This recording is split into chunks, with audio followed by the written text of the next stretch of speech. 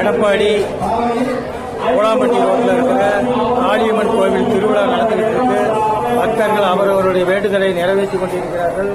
நாம்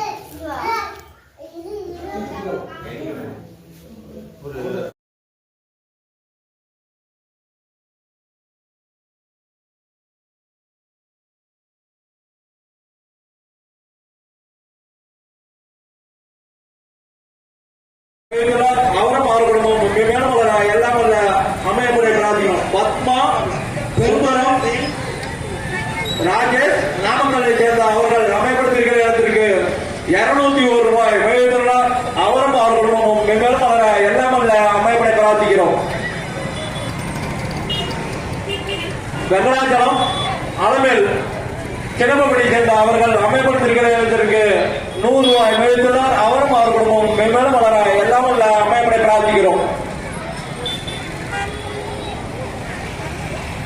வினோத், கார்த்திகா, வர்ஷினியா